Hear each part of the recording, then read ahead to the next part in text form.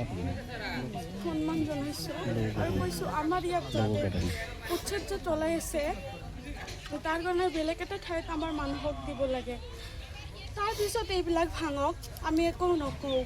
আমাৰ ইয়াত আমি পঢ়ি আছোঁ, আমাৰ কলেজ আছে তাতে, আমি ক'ত যাম?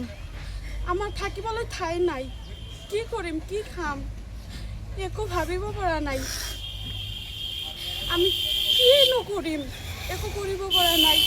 মোৰ দেউতা এজন কৃষক হয়, কেনেকৈ চলিব আমাৰ সংসাৰখন?